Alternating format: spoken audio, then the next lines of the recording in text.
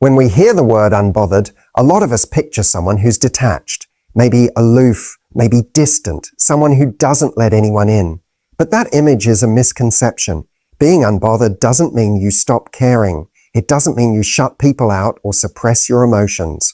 It means you stop allowing every small thing, every comment, every inconvenience, every ounce of negativity to dictate your emotional state. We're taught early on to react. Someone disrespects you. React. Someone disagrees with you.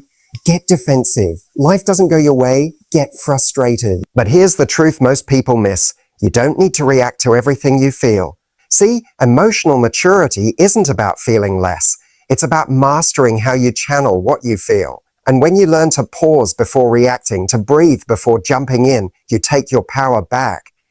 You shift from being controlled by circumstances to being in control of yourself. That's what unbothered really means. It's not about being above things. It's about being centered, rooted, not easily swayed. It's the difference between a tree that bends with the wind and one that gets uprooted by every storm. And let me be clear, being unbothered doesn't mean you tolerate bad behavior. You can calmly remove yourself from drama. You can address disrespect without matching the disrespect. The difference is when you're in control, you don't let someone's chaos pull you into chaos with them. Here's the real shift. You start choosing your responses. You start choosing where your energy goes. You realize that your peace isn't a reaction. It's a decision. It's a decision. And the more you make that decision, the more natural it becomes. People will still test you. Life will still throw its curveballs. But when you're trained, when you've practiced stillness, when you've learned how to not take everything personally, you stop giving your emotional power away so easily. You'll notice moments where you could have snapped, but you didn't. Where you could have spiraled, but you stayed grounded.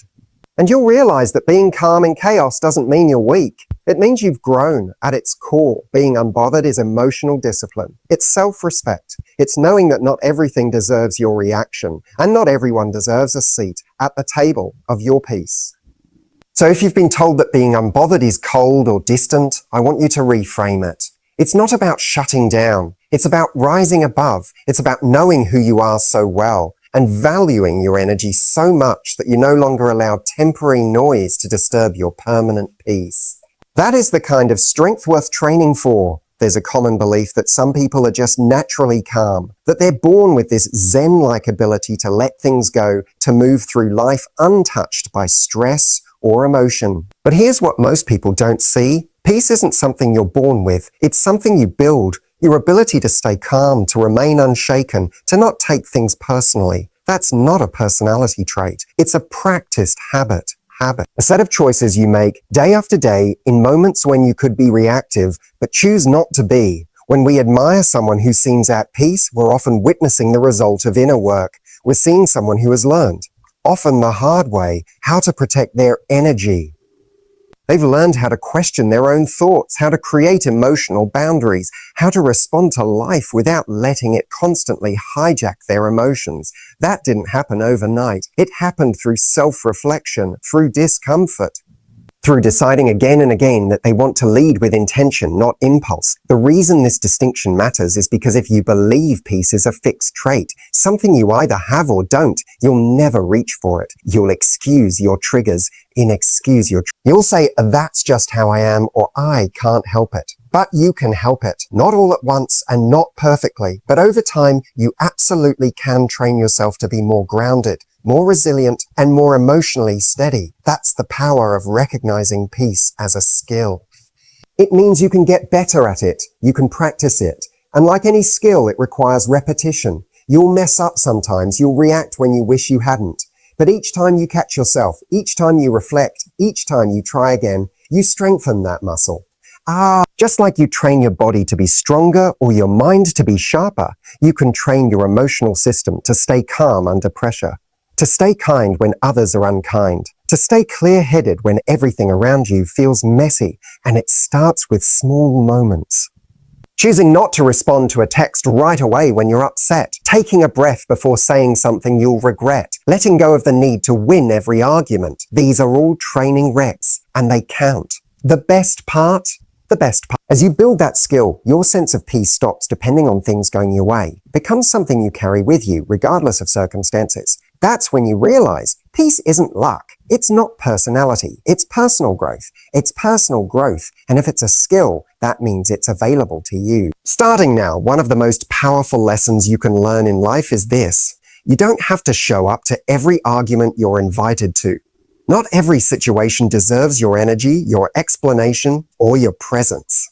But most of us spend our lives handing out our energy like it's unlimited, reacting to every comment, every inconvenience, every person who rubs us the wrong way. We pour ourselves into proving a point, into fixing misunderstandings, into trying to get people to see things our way. And it's exhausting, because it's not just time we're losing, it's emotional space, it's peace. There's this pressure many people carry, the pressure to respond, to defend, to explain. But here's the truth. Just because something asks for your energy doesn't mean it's worthy of it. Someone gives you a passive-aggressive remark, you don't have to bite. A stranger on the internet misinterprets you, you don't have to correct them. A person in your life stirs up drama for attention, you're allowed to disengage. It's not avoidance, it's discernment. There is a difference between responding from a place of strength and reacting out of impulse. When you constantly give away your energy to people or situations that drain you, you're robbing yourself of clarity, creativity, and joy. And often the most draining interactions are the ones that don't even matter in the bigger picture of your life. So you have to get selective. You have to start asking yourself, is this worth my energy? Because your energy is currency. It's what you invest into your relationships, your goals, your mental health. And the more of it you waste on things that are beneath your values or outside your control, the less you have left for the things that actually matter. Sometimes is the most powerful response. Sometimes walking away is the most confident move. You don't have to yell to be strong. You don't have to argue to be right. You don't have to engage to prove your worth. It takes maturity to realize you can let people be wrong about you, that not every misunderstanding needs to be cleared up, that you can disagree with someone without debating them. This kind of restraint is emotional intelligence in action. It's not weakness, it's wisdom. And the irony is, the less energy you give to things that don't deserve it, the more magnetic you become. Because people notice when you're calm in chaos, when you're selective with your reactions, when you know your value without having to broadcast it. So the next time something pulls at you for a response, pause and ask yourself, is this actually worth it? If the answer is no, don't give it your energy. Give it your silence, give it your distance, give it your peace, because that's what real power looks like. One of the most liberating realizations you can have is that people's behavior toward you is often not about you at all. It's a reflection of them, their mindset, their wounds, their current mood, or the battles they're fighting that you can't see. We live in a world full of projection. People throw their stress, their frustration, their insecurity, even their jealousy onto others without realizing it. And if you're not careful, you'll spend your life catching what they throw and carrying it as if it's yours. Think about it. Someone snaps at you for no reason, and suddenly you're in a bad mood. Someone criticizes your idea in a meeting, and your confidence takes a hit. Someone gives you a cold shoulder, and you start wondering what you did wrong. But here's the truth. You didn't necessarily do anything wrong. You may have simply been the nearest target. When someone is unhappy with themselves, they often can't help but spread that energy outward. Spread that energy out. And it's not personal, even if it feels personal. Their reaction is a mirror of their world, not yours. And the moment you start internalizing their projections, you give away your peace. You take ownership of something that was never yours to begin with. But you have a choice. You don't have to absorb it. You don't have to make it mean anything about you. You can observe someone's energy without accepting it as your own. Just because they're having a bad day doesn't mean you need to have one too. Just because they're throwing shade doesn't mean you need to stand in it. Your job is to notice, not to take it on. The more emotionally grounded you become, the better you get at identifying when someone's behavior is a reflection of their own issues rather than a reaction to you. And when you see it for what it is, you stop getting pulled into unnecessary drama. This doesn't mean you never reflect or take accountability. Of course, growth means asking, is there something I can learn here? But it also means being wise enough to say, that's not mine to hold. Someone else's bad mood, poor communication, or emotional immaturity isn't yours to fix or carry. So train yourself to pause. When someone comes at you sideways, don't immediately internalize it. Ask yourself, is this about me? Or is this just something they're carrying? 9 times out of 10, you'll realize it has nothing to do with you. And in that moment, you reclaim your power. You stop being a sponge, soaking up everyone else's emotional mess, and you start becoming a filter.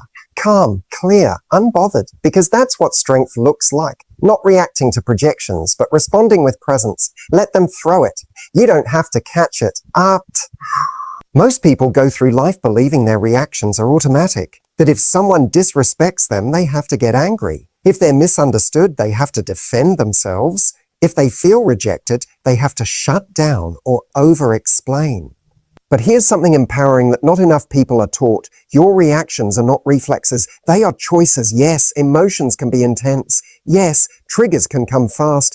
But in between what happens to you and how you respond, there's a tiny space. And that space, however small, is where your power lives. It's where you get to decide, do I react the way I always have?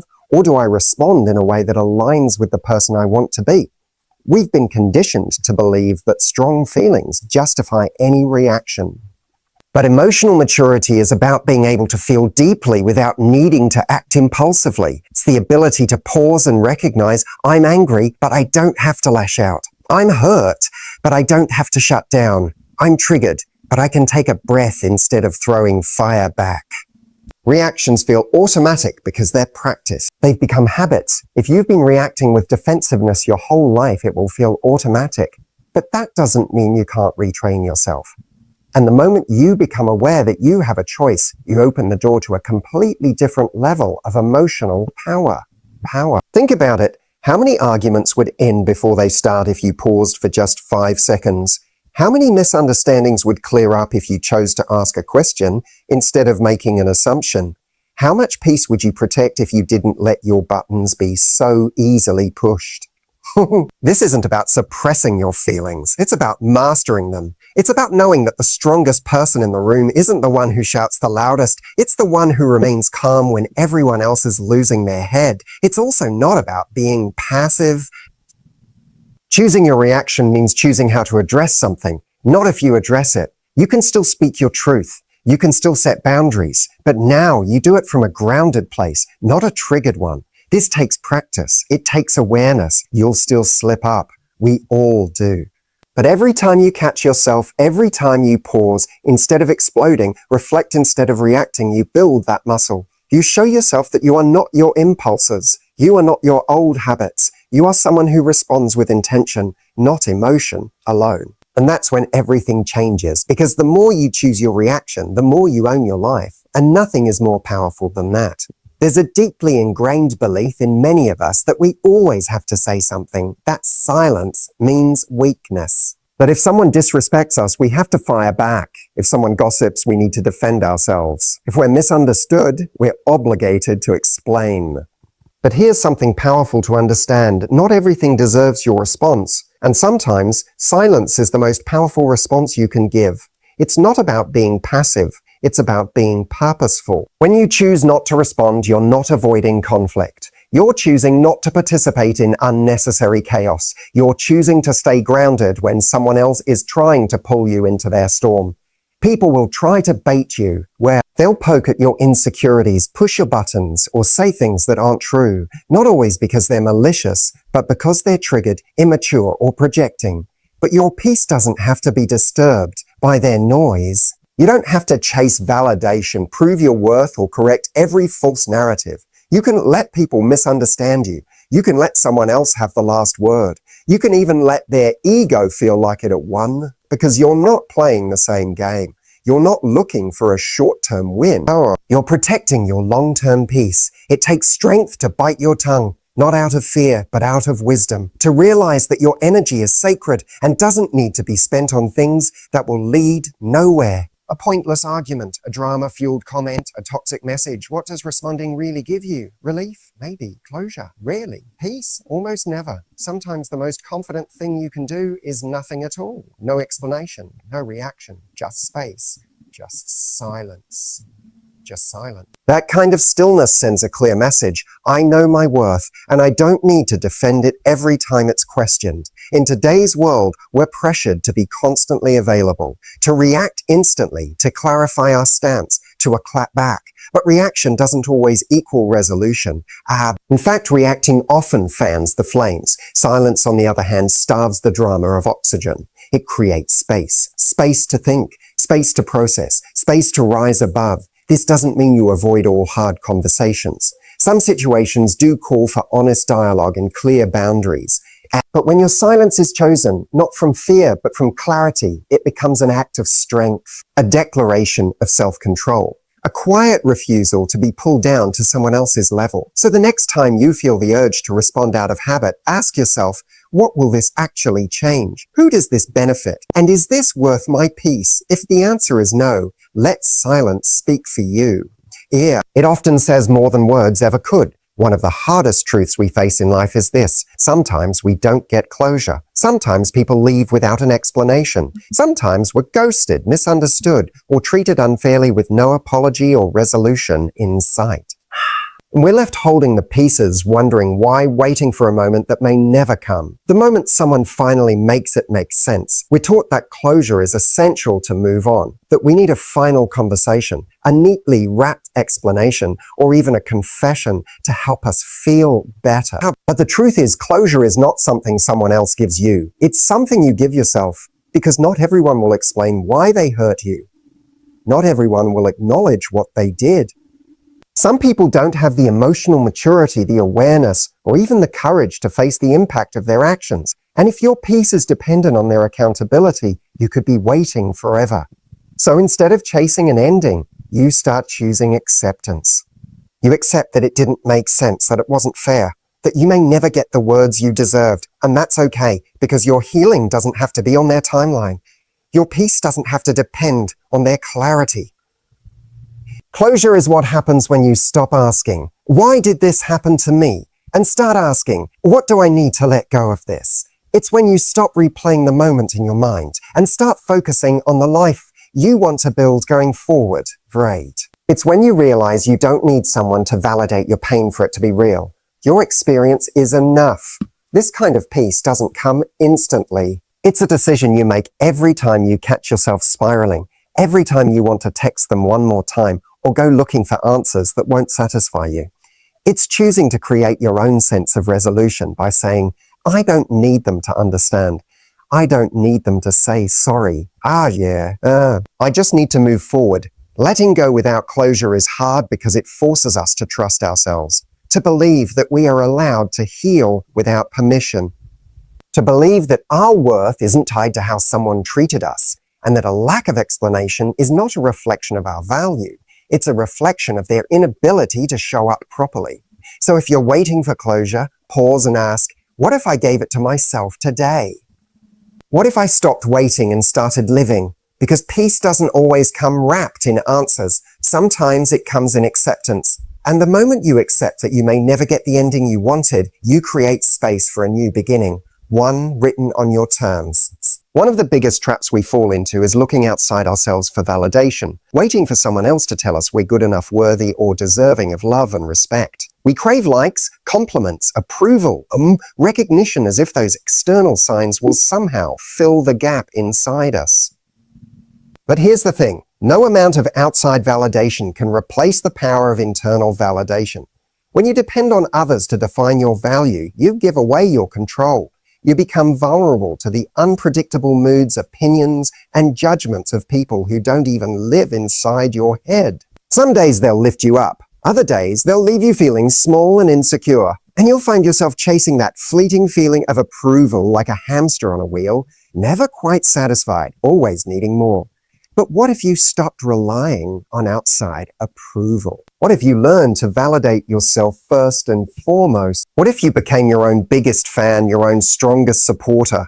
This is where true freedom begins. Internal validation means knowing your worth without needing others to confirm it. It means recognizing your strengths, honoring your progress, and forgiving your mistakes, all without waiting for applause. It's about trusting your own judgment and embracing your imperfections as part of your unique journey. When you build that kind of self-approval, you become unshakable because your confidence no longer depends on the external environment. You aren't tossed around by praise or criticism. You're steady, rooted in a deep sense of self-respect and self-love. This doesn't mean you stop appreciating kind words or meaningful feedback. It means you receive them without needing them to define you. You can celebrate a compliment and let it boost you, but if it doesn't come, you still stand tall. You don't shrink or doubt yourself because someone didn't recognize your value. Building internal validation requires practice. It starts with awareness, noticing when you seek approval and gently shifting your focus back to yourself. It's a daily practice of affirming your worth, celebrating small wins, and setting healthy boundaries to protect your energy. You might journal about what you appreciate about yourself. You might remind yourself of past challenges you've overcome. You might consciously choose to silence the inner critic that loves to replay doubts and fears. Over time, these small habits add up, creating a strong foundation of self-belief. And the beauty of internal validation is that it's sustainable. It's not dependent on changing circumstances or other people's opinions. It's a resource you can tap into anytime, anywhere, no matter what's happening around you. So if you find yourself waiting for someone else to tell you that you're enough, stop, turn inward instead. Practice recognizing your worth. Give yourself permission to feel proud. Validate yourself as the amazing, capable person you already are. That is the secret to being truly unbothered, not because others don't have opinions, but because you no longer need their approval to feel whole. One of the most vital skills you can develop on the path to becoming unbothered is learning how to set emotional boundaries. Boundaries aren't about building walls to shut people out. They're about creating space to protect your peace and preserve your energy. Without clear boundaries, you risk letting others' emotions, opinions, and demands run roughshod over your own well-being. Setting emotional boundaries means recognizing what you are willing to accept from others and what you are not. It means understanding that your feelings and mental health are just as important as anyone else's, and that it's okay to say no to interactions or behaviors that drain you or make you feel disrespected. Boundaries are an act of self-respect, not selfishness. Too often, people confuse kindness with permission to be treated poorly. They stay in relationships, conversations, or environments that chip away at their confidence or make them anxious just because they don't want to upset others. But here's the truth. When you don't protect your emotional space, you give away your power. You become reactive and vulnerable to being tossed around by other people's drama, moods, and expectations. Learning to set boundaries requires self-awareness. It starts with tuning into how certain interactions make you feel. Notice when you feel depleted, anxious, or resentful. These feelings are signals that a boundary may be needed.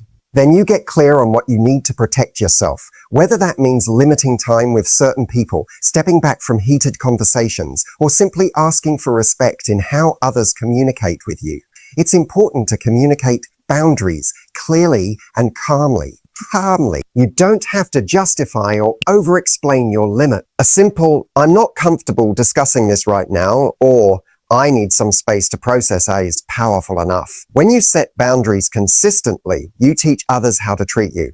And over time, they'll either respect your limits or reveal who truly values your well-being. Boundaries also help you maintain focus on your own priorities and growth.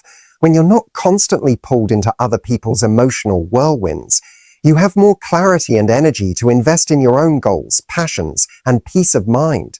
You become less reactive and more intentional. The more you practice setting boundaries, the easier it becomes. It's not always comfortable at first, especially if you're used to people-pleasing or avoiding conflict.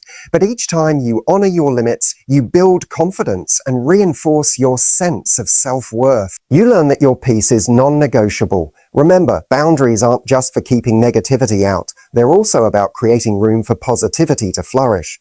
When you protect your emotional space, you attract healthier relationships, clearer communication, and more balanced interactions.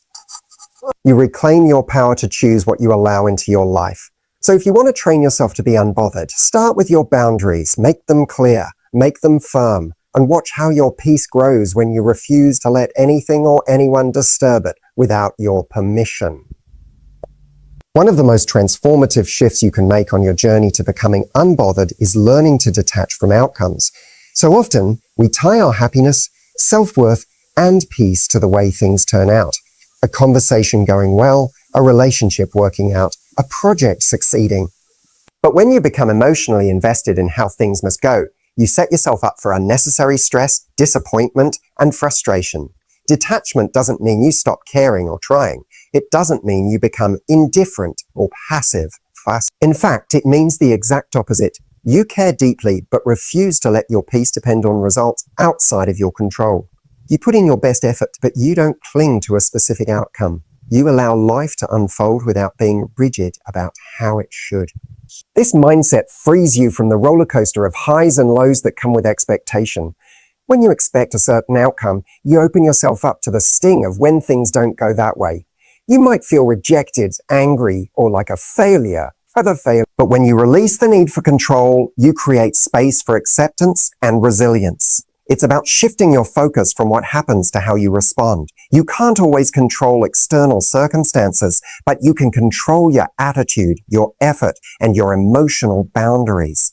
When you learn to be comfortable with uncertainty, you start to approach life with a calm confidence, knowing that whatever happens, you will handle it. This isn't easy. We are wired to crave certainty and control because it feels safe. But growth requires stepping into discomfort and trusting that you are enough regardless of the outcome.